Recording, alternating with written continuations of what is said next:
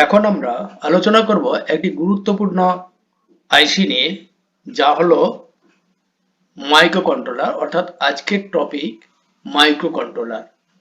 Microcontroller যে জিনিসগুলো আজকে জেনে নেব তা হলো introduction of microcontroller, features of microcontroller, application of মাইক্রোকন্ট্রোলার্স।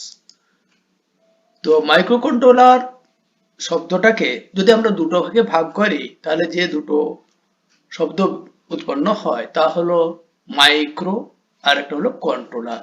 Micro শব্দের অর্থ হলো ক্ষুদ্র বা স্মল, স্মল স্মল। অর্থাৎ এই ক্ষুদ্র বা মাইক্রো লেভেলের যে একটা চিপ, সেই চিপটা কি করে না কন্ট্রোল করে। কাদের কন্ট্রোল করে? অন্যান্য ডিভাইসদের। অন্যান্য ডিভাইসদের কন্ট্রোল করে। অন্যান্য ডিভাইসের মধ্যে থেকে পুরো ডিভাইসের সিস্টেমটাকে কন্ট্রোল করে এবং সেটাকে অপারেটও করে। যেমন আমরা উদাহরণস্বরূপ বলতে পারি, আমাদের বাড়িতে যে মাইক্রোওয়েভ ওভেনটি থাকে, সেই ওভেনটি এই মাইক্রো কন্ট্রোলার দিয়ে আমরা ওভেনটিকে ওভেনটি সিস্টেম অপারেশন এবং কন্ট্রোল দুটোই করতে পারি। সেই জন্য এটাকে বলা হয় মাইক্রো কন্ট্রোলার। বা আরো অনেক ডিভাইস আছে, যেমন এয়ার কন্ডিশন মেশিন, তারপর ওয়াশিং মেশিন, তারপর টিভি।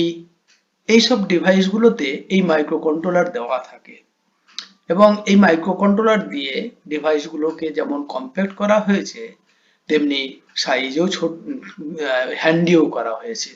তা নাহলে এই ডিভাইসগুলো এবং অনেক বড় হতো।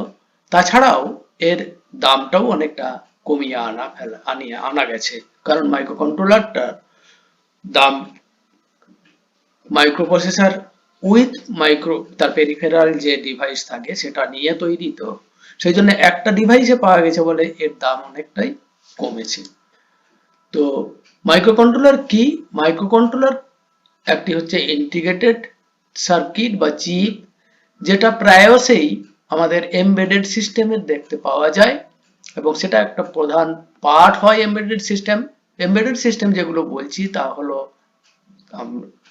ওয়াশিং মেশিন, এয়ার কন্ডিশন, বা যে নতুন বাইক আমরা যে কিনি, যে বাইক ডিজিটাল বাইক যেটাকে বলি, সেখানেও মাইক্রো কন্ট্রোলার থাকে। সে মাইক্রো কন্ট্রোলার সেটাও এমবেডেড সিস্টেম। বা এখন যে নতুন নতুন কার বেরিয়েছে ফোর হুইলার, সেই ফোর হুইলার গুলো মাইক্রো কন্ট্রোলার দিয়ে তৈরি করা থাকে। সেই সব ডিভাইস এইগুলো, হ্যাঁ, সেই সব ডিভাইস গুলোকে আমরা বলবো এমবেডেড সিস্টেম ডিভাইস। সেই ডিভাইস গুলোতে এই মাইক্রো কন্ট্রোলার লেগে থাকে। তো মাইক্রো কন্ট্রোলারের মধ্যে যা যা থাকে তা হলো সিপিইউ, র্যাম, রম, ইনপুট আউটপুট পোর্টস, হ্যাঁ, টাইমার। মানে একটা কম্পিউটারে বলা যেতে পারে যে একটা কম্পিউটারে যা যা থাকে প্রায় সমস্ত জিনিসগুলোই একটা মাইক্রো কন্ট্রোলারের মধ্যে থাকে। সেই জন্য মাইক্রো কন্ট্রোলারকে আমরা একটা স্ট্যান্ডার্ড কম্পিউটার হিসেবে বিবেচনা করতে পারি। কিন্তু প্রবলেম হচ্ছে, একটা এমবেডেড সিস্টেমের ক্ষেত্রে কেবলমাত্র এক ধরনের টাস্কই সে এক্সিকিউট করতে পারে। আর এটা খুব সিম্পল এবং ছোট হয়, সিম্পলিফাইড। হ্যাঁ, আর এটার রিকোয়ার্ড একটা সিঙ্গেল চিপে থাকে। আমাদের কাছে প্রথম মাইক্রো কন্ট্রোলার নয়, অনেক পরে মাইক্রো কন্ট্রোলার প্রথম আবিষ্কৃত হয়েছিল 1975 খ্রিস্টাব্দে। তারপরে 1981 খ্রিস্টাব্দে যে মাইক্রো কন্ট্রোলার আনা হয়েছে ইন্টেল কোম্পানির দ্বারা, সেই মাইক্রো কন্ট্রোলারটার নাম্বার দেওয়া হয়েছিল 8051। আজকে আমাদের মেন আলোচ্য বিষয় হচ্ছে 8051 মাইক্রো কন্ট্রোলার নিয়ে। তো এই 8051 মাইক্রো কন্ট্রোলার 1981 খ্রিস্টাব্দে যখন প্রথম নিয়ে এসেছিল, তখন এটা ছিল এনমসফেট টেকনোলজিতে তৈরি। কিন্তু পরবর্তীকালে এর একটা সমস্যা দেখা গেল যে এটাতে যে পাওয়ার খায়, অর্থাৎ যে এমবেডেড সিস্টেমে লাগানো হয়, সেই এমবেডেড সিস্টেমের যে ব্যাটারি ইউজ করা হয় তার ব্যাটারিটার লংজিভিটি কমে যায়, অর্থাৎ বেশি পাওয়ার ড্র করে নিজেই মাইক্রোপ্রসেসর। পরবর্তীকালে অর্থাৎ এখন যে মাইক্রোপ্রসেসর ইউজ করা হয় সেটা হচ্ছে সিমোস মাইক্রোপ্রসেসর, যেটাতে পাওয়ার কনজাম্পশনটা অনেকটাই কমিয়ে ফেলা গেছে এবং এই ডিভাইসগুলোকে একই ব্যাটারি দিয়ে আরো অনেক বেশি দিন পর্যন্ত চালানো গেছে। তো এটা আমাদের একটা এমবেডেড সিস্টেমে তো বললাম ওয়াইডলি ইউজ করা হয়, মানে অনেক বেশি পরিমাণে ইউজ হয়েছে।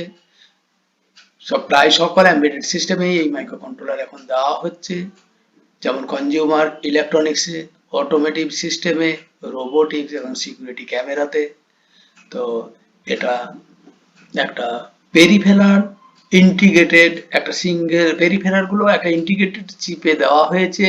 তা ওভারঅল কস্ট এর কমে গেছে, এটা আগেই আমি বলেছি, এবং এর সাইজও খুব কমে গেছে, যার জন্য খুব হ্যান্ডি হয়েছে এবং খুব কম্প্যাক্ট হয়েছে। আর এই সিস্টেমটা খুব রিলায়েবলও হয়েছে, কারণ বেশি আইসির বা কম্পোনেন্টের ঝামেলা নেই। আর এই সিস্টেমটার মেনটেনেন্স করতেও সুবিধা হয়েছে কম্পোনেন্টের ঝামেলা করার জন্য। আর এটা একেবারে মাইক্রোপ্রসেসরের মতোই 40 পিনে পাওয়া গেছে। মাইক্রোকন্ট্রোলারের মধ্যে যা যা থাকে তা হলো সিপিইউ অর্থাৎ central processing unit, RAM, random access memory, ROM, read only memory. Read only memory আবার আরো দু টাইপের আছে, electrical erasable read only memory অর্থাৎ স্কোয়ার পি রম, এটা এখানে নেই। আবার erasable programmable read only memory, programmable read only memory বা শুধু রম। তো এগুলো আমাদের যে কোনো একটা থাকে এর মধ্যে। আর থাকে আইও অর্থাৎ ইনপুট আউটপুট পোর্টস, দুই ধরনের পোর্টস থাকে, serial ports, parallel ports, timers, বিভিন্ন ধরনের টাইমার্স, ওয়াচডগ টাইমার্স। আর ইন্টারাপ্ট কন্ট্রোলার থাকে, অ্যানালগ টু ডিজিটাল কনভার্টার থাকে, digital to analogue converter, serial interfacing ports থাকে, অসিলেটরি সার্কিট থাকে। সমস্তটাই এই মাইক্রো কন্ট্রোলারের মধ্যে ইনবিল্ট থাকে। Microcontroller internally consist of features requires of computing, অর্থাৎ এর নিজের পুরো কম্পিউটিং সিস্টেমটা একবারে মাইক্রোকন্ট্রোলারের মধ্যেই থাকে। হ্যাঁ, সেই জন্য কোনো রকম একে পরিচালনা করার জন্য এক্সটার্নালি ডিজিটালি কোনো পার্টস বা আইসি দেওয়ার প্রয়োজন পড়ে না। এটার ম্যাক্সিমাম পিনগুলো হয় প্রোগ্রামেবল। আর এটা যেহেতু হ্যান্ডেলিং করা হয় বুলিয়ান ফাংশন দিয়ে, মানে প্রোগ্রামটা করা যেতে পারে বুলিয়ান ফাংশন দিয়ে, এবং এটার যে ইনস্ট্রাকশন সেট সেগুলো থাকে bit instruction, bit handling instruction. সেই জন্য এটা হয় মানে প্রোগ্রামের ক্ষেত্রে খুব সুবিধা বুঝে নিতে এবং প্রোগ্রাম করতে। এটা ডিজাইন করতে সুবিধা হয়, সাইজে কম, কস্টে কম এবং পারফরমেন্সেও ভালো, moderate performance. Microcontroller are use automatically control products, বিভিন্ন কন্ট্রোল অটোমেটিক্যালি কন্ট্রোল প্রোডাক্টসে এটা লাগানো থাকে, প্রোডাক্টসে ডিভাইসে, যেমন অটোমোবাইল ইঞ্জিন কন্ট্রোল সিস্টেম,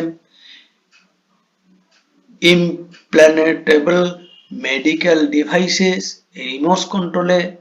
হ্যাঁ, অর্থাৎ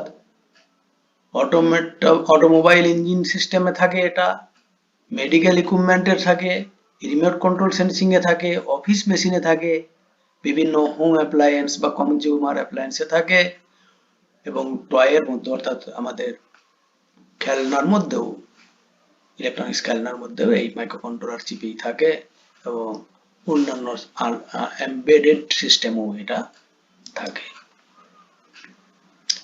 block diagram of microcontroller. Microcontroller block diagram হচ্ছে, এখানে র্যাম থাকে, রম থাকে, সিপিইউ থাকে, এএলইউ বলে একটা block, arithmetic logic unit, register থাকে, এবং ইন্টারাপ্ট সার্কিট থাকে, টাইমার কাউন্টার থাকে, ব্লক ইনপুট আউটপুট পোর্টস থাকে, ব্লক অফ ক্লক সার্কিটের থাকে, স্ট্যাক পয়েন্টার থাকে, প্রোগ্রাম কাউন্টার থাকে। অর্থাৎ একটা কম্পিউটারের প্রায় সমস্ত ব্লকগুলো এর মধ্যে থাকে। আমরা এখন ডিফারেন্স দেখে নেব মাইক্রোপ্রসেসরের সঙ্গে মাইক্রোকন্ট্রোলার। মাইক্রোপ্রসেসর তৈরি হয় অ্যারিথমেটিক লজিক ইউনিট অর্থাৎ এএলইউ, রেজিস্টার এবং কন্ট্রোল ইউনিট। মেনলি এই তিনটে মাইক্রোপ্রসেসরের মধ্যে থাকে, কিন্তু মাইক্রোকন্ট্রোলারের মধ্যে থাকে এইগুলো অর্থাৎ arithmetic logic unit, registers, control units, অর্থাৎ এটা হয়ে গেল মাইক্রো প্রসেসর এবং তার পেরিফেরালস গুলো RAM, ROM, timers, interrupts, serial communication ports, parallel communication ports, watchdog timer, অর্থাৎ এগুলো হচ্ছে মাইক্রোপ্রসেসরের পেরিফেরাল। ইনবিল্ড থাকে মাইক্রোকন্ট্রোলারের মধ্যে, অর্থাৎ এতগুলো আইসি চিপ এর এর মধ্যে ইনবিল্ড থাকে সেম সাইজে, মাইক্রোপ্রসেসরের সেম সাইজে।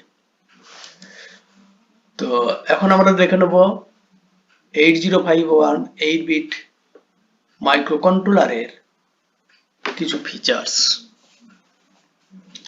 তো এখানে 4 kilobyte on chip program memory অর্থাৎ রম থাকে 4 kilobytes, 128 bytes on chip data memory RAM থাকে, অর্থাৎ র্যামের সাইজ হচ্ছে 128 বাইটস, আর 4টে রেজিস্টার ব্যাংক থাকে, 128টা ইউজার ডিফাইন্ড সফটওয়্যার ফ্ল্যাগ থাকে, 8-বিট বাইডাইরেকশনাল ডাটা বাস থাকে, 16-বিট ইউনিডাইরেকশনাল অ্যাড্রেস বাস থাকে, 32 general purpose register each of 8-বিট, মানে প্রত্যেকটা 8-বিটের 32টা জেনারেল পারপাস রেজিস্টার থাকে। এছাড়াও নেক্সট আমরা অ্যাপ্লিকেশন এখন যাই। অ্যাপ্লিকেশন দেখতে গেলে 8051 মাইক্রোকন্ট্রোলারের অ্যাপ্লিকেশনে বা ইন জেনারেল অ্যাপ্লিকেশন আমরা যদি বলি যে মাইক্রোকন্ট্রোলারের অ্যাপ্লিকেশন, মাইক্রোকন্ট্রোলার এখন অনেক জায়গায় মানে ম্যাক্সিমাম জায়গায় মাইক্রোকন্ট্রোলার অ্যাপ্লাইড হচ্ছে এমবেডেড সিস্টেমের। এমবেডেড সিস্টেম বলতে আমরা বুঝি যে সিস্টেমে ইনবিল্ড সমস্ত কিছু থাকে, তাকে বাইরে থেকে আর প্রোগ্রাম করতে হয় না বা বাইরে থেকে কোনো ইনস্ট্রাকশন দিতে হয় না। ইনস্ট্রাকশন প্রোগ্রাম সেট বা বাইরের কিছু ইনস্ট্রাকশন সেট দিয়ে আমরা এটাকে চালাতে পারি, বাইরের কিছু আমরা ইনস্ট্রাকশন, সামান্য ইনস্ট্রাকশন দিয়ে। অর্থাৎ কনজিউমার অ্যাপ্লায়েন্সে লাগে, হোম অ্যাপ্লায়েন্সে লাগে, কমিউনিকেশন সিস্টেমে লাগে, অফিসে লাগে, অটোমোবাইলসে লাগে, অ্যারোনটিক্যাল অ্যান্ড স্পেস রিসার্চে লাগে, বিভিন্ন ইকুইপমেন্টে। আমি এগুলো বলছি যে বিভিন্ন ইকুইপমেন্টে, যেমন আমি যদি কনজিউমার্স অ্যাপ্লায়েন্স বা হোম অ্যাপ্লায়েন্সের ক্ষেত্রে বলি, মাইক্রোওয়েভ ওভেনের কথা বলি, ওয়াশিং মেশিনের কথা বলি, এয়ার কন্ডিশনের কথা, হ্যাঁ, এবং টিভির কথা। কমিউনিকেশন সিস্টেমে যদি বলি মোবাইলের কথা, রেডিও নেটওয়ার্কিং এর কথা, হ্যাঁ, এটসেট্রা, আর বা ইলেকট্রনিক্স গ্যাজেটের কথা, সেখানেও মাইক্রোকন্ট্রোলার লাগে। অফিসের ক্ষেত্রে যদি বলি একটা প্রিন্টার অর্থাৎ কম্পিউটারের রিলেটেড যে প্রিন্টার, সে প্রিন্টারের কথা, প্লটারের কথা, জেরক্স মেশিনের কথা অর্থাৎ কপিয়ারের কথা, এগুলোতে সবই মাইক্রোকন্ট্রোলার লাগানো থাকে। অটোমোবাইলসে বলতে গেলে আমরা two wheeler, four wheeler, two হুইলারে এবং ফোর হুইলারে এখন আমাদের মাইক্রোকন্ট্রোলার দিয়ে সমস্ত জিনিস কন্ট্রোল করা হয়। অ্যারোনটিক্যাল অ্যান্ড স্পেস, অ্যারোনটিক্যাল এবং স্পেসের বিভিন্ন যে ডিভাইস বা ইকুইপমেন্ট তৈরি হয় এবং ইনস্ট্রুমেন্ট, সেগুলোতে মাইক্রোকন্ট্রোলার বেশ থাকে। অর্থাৎ এখানে অ্যারোনটিক্যাল বলতে গেলে ম্যাক্সিমামটাই রিমোট সেন্সিং এ লাগে। মেডিকেল ইকুইপমেন্টে বলতে গেলে ইসিজি, ইইজি, ডপলার সিস্টেম বা আরো যে স্ক্যানার বা আরো যে হসপিটাল ইকুইপমেন্ট গুলো আছে, সমস্ত ইকুইপমেন্টে, প্রায় সমস্ত ইকুইপমেন্টে এখন মাইক্রোকন্ট্রোলার দিয়েই তৈরি করা হয়। ডিফেন্স সিস্টেমও সেম জিনিস, মানে সেম থিং লাগে, অর্থাৎ মাইক্রোকন্ট্রোলার বেশি এখন অ্যাপ্লাই ইকুইপমেন্ট ইনস্ট্রুমেন্ট দেখা যায়। তাছাড়া ইন্ডাস্ট্রিয়াল প্রসেস অ্যান্ড ফ্লো কন্ট্রোলে লাগে, অর্থাৎ ইন্ডাস্ট্রিতে যে প্রসেস কন্ট্রোল ফ্লো, অর্থাৎ একটা প্রোডাকশন প্রসেস চলছে, সেই প্রোডাকশনের বিভিন্ন জায়গায় বলতে গেলে আমাদের ইন্ডাস্ট্রি বলতে আমাদের যে পিসিবি এসএমডি সিস্টেম, সেই এসএমডি সিস্টেমের যে মেশিনগুলো, সেই মেশিনগুলোতেও আমাদের এটা লাগে। হ্যাঁ, সারফেস মাউন্টেড টেকনোলজিতে যে মেশিনগুলো ইউজ করা হয় তাতে লাগে। হ্যাঁ, বা অন্যান্য অনেক সমস্ত জায়গায় সিএনসি মেশিন কন্ট্রোল যে ডিভাইসগুলো আছে সেগুলোতেও লাগে। অর্থাৎ সর্বত্রই এখন মাইক্রো কন্ট্রোলার লাগে। রেডিও এবং নেটওয়ার্কিং ইকুইপমেন্টে লাগে, রিমোট সেন্সিং মানে পেস রিসার্চ সেন্টারে লাগে। হ্যাঁ, সেখানে বিভিন্ন ইকুইপমেন্টে এটা লাগানো হয়। আজ এই পর্যন্তই। Thank you.